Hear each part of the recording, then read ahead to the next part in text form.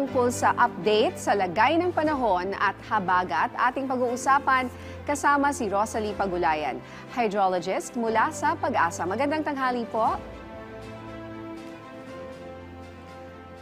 Miss Rosalie? Naghang ata siya, Ma'am Rosalie. Ano, babalikan natin. Tatanungin sana natin warning natin sa bansa ngayon at kung ano ang magiging panahon sa mga susunod na araw. Oo, maulan. Okay, nandiyan na po ba si Ma'am Rosalie? Hi, ma'am. Good Hello afternoon. Yes, good afternoon, ma'am. Ang una ko pong tanong, may nakataas na po bang rainfall warning sa bansa at anong mga lugar po ito? So, isang makulimlim na hapon po sa inyong lahat, kay Commissioner June, sa iyo, Miss Nina. So, magandang hapon po sa inyong lahat. Ano po?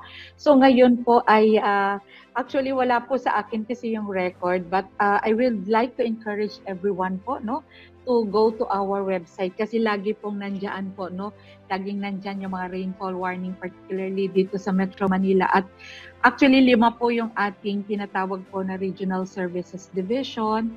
So ito po ay meron sa Northern Luzon, meron po sa Southern Luzon, meron pong NCR, meron pong Visayas, at meron pong Mindanao. So separately, ay nag-i-issue po sila ng tinatawag nating mga rainfall warning.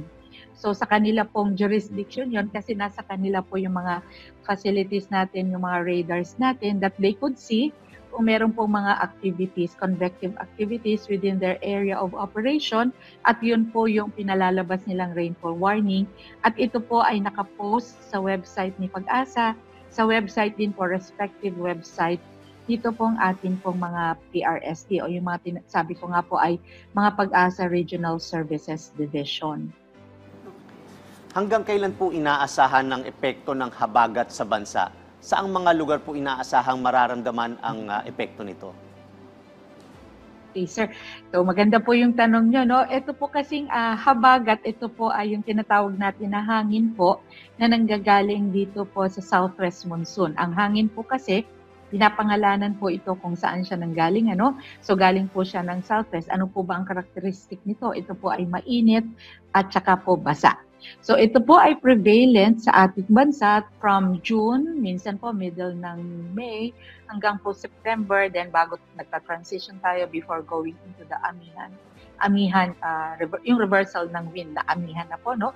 So ito po ay prevalent ngayon. So pagka po meron po tayo ditong bagyo, meron pong tropical cyclone na nandito po sa eastern section ng ating pong bansa, ito po yung sinasabi ng Pag-asa na na-enhance. So ibig pa sabihin, nahahatak siya, so lahat ng hangin po is going towards dito po sa western section.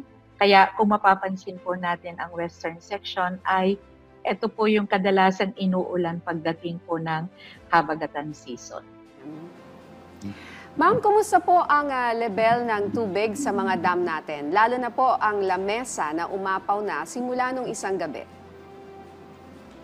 Okay po. So, meron naman po mga positive na naging impacts itong mga pag-ulan ito sa atin pong mga reservoirs, itong minomonitor nating reservoirs. So meron po mga pagtaas na nangyari. Although ito pong yung lamesa ay nagkaroon po ng pag-apaw ng tubig nung isang gabi po, no? So, siguro bigyan ko lang po kayo ng background. Ano po ba yung characteristic nitong lamesa? So, ang lamesa po kasi hindi ito kagaya ng ibang mga dams na meron pong gate na pwede po siyang mag-imbak ng tubig. So, yung tinatawag nating may mga flood control component. So, ibig sabihin, kung sobra yung pag-ulan, pwede niyang i-keep. Then, pagka po dumating na dun sa tinatawag nating spilling elevation or normal high water ay magbubukas ng gate. So, hindi po ganyan ang lamesa. So, ito po ay yung tinatawag nating run-of-the-river type. So, ibig sabihin po, pagka po na-attain na or na-reach na yung tinatawag nating overflow elevation, yung 80.15, ay kusa po itong aapaw.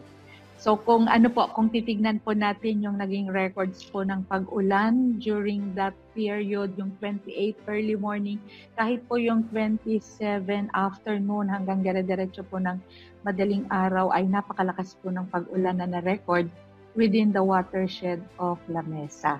Kaya kung mapapansin po ninyo ay kung titignan natin po yung records ay nagkaroon po ng pagtaas, na-reach po yung actually na-reach po yung mga, kasi meron po tayo diyang assessment levels na ginagamit, so ibig sabihin, prior to yung pag-reach ng 80.15, meron po tayong alert level, alarm level na sinusunod. So pagka po na-reach yun, ay nagpapatunog po tayo ng mga sirena. Meron pong siren dyan po na naka-install dyan sa lamesa na pwede pong marinig nung nasa at least siguro mga 500 meters downstream. Ano po ang inaasahang lagay ng panahon sa Metro Manila maging sa buong bansa sa ngayong darating na weekend? Okay, so prevalent po natin ngayon na weather system ay yun pong southwest monsoon. So ito po ay pwede pong maka-apekto dito po sa central, southern Luzon hanggang Visayas area. So pagka meron po tayong ganyan, so expect natin na ganito po, makulimlim, maulap. So that could also bring rains in the later on, pwede pong magkaroon tayo ng mga pag-uulan. And for the rest of the country, meron naman po tayong mga localized thunderstorm na pwede pong mangyari. So, maging dito po sa localized thunderstorm, sir, ma'am, meron din po tayong binibigay na warning dito kung meron po talagang nakikita tayong magde-develop itong mga thunderstorm, ay meron pong mga respective warnings din po ang ating pong mga regional services division na pinalalabas. You can talk about. So, ma'am, sa mga nagpaplano ngayong weekend na pumunta sa beach, ganyan, or kunyari pupunta ng Batangas, La Union, o yung nagpaplano mag-marathon o mag-running, mag-biking, ano pong advice nyo sa kanila? Uulan po ba o aaraw? Okay po. Maganda yung tanong, ma'am, kasi yan yung lagi nating inaabangan ngayon kasi meron tayong mga activities for weekends, lalo na pagka longer, medyo extended yung weekend, So meron pong, ngayon siguro ang prevalent natin is southwest monsoon. Pero ang gusto ko lang pong maintindihan ng ating pong mga kababayan na ang Pilipinas po ay nasa tropics. Very, very agitated yung ating pong atmospheric condition. Kaya po ine-encourage natin, gusto nating i-educate yung ating mga komunidad na paggising ng umaga instead na we are using Facebook, pero you could see nandun po lahat ng information na pinalalabas ni Pag-asa kung what do we expect for the day. So meron po diyan yung mga daily taya ng panahon. So kung ano po yung pwede nating maging for the next couple of hours within the day. So yan po, our daily po, ayan po ay binibigay po. Nakapost po yan sa social media account ng Pag-asa. So it's too early to say kasi nga po napaka-agitated ng ating atmospheric condition. Kaya po ine-encourage natin na ang ating pong mga kababayan ay magkonsulta palagi doon sa social media account, doon po sa website ni Pag-asa to be updated. Para po updated, kasi maaring ito pong binigay ko sa inyo ngayon, maaring hindi na siya magiging tama mamaya or mawawala na rin po siya ng parang relevance kasi magkakaroon po tayo ng bagong weather update at 4 p.m. So yun po, So in-encourage natin yung ating mga kababayan. So yung 4 p.m. na i-release mamaya, so it could lose its relevance pag nagkaroon na po tayo ng bagong mga issuances on weather updates. So yun po. Pwede pong mag-log in kayo or pumunta kayo sa social media account ni Pag-asa. Alright, maraming salamat po sa inyong oras, Ma'am Rosalie Pagulayan, hydrologist mula sa Pag-asa.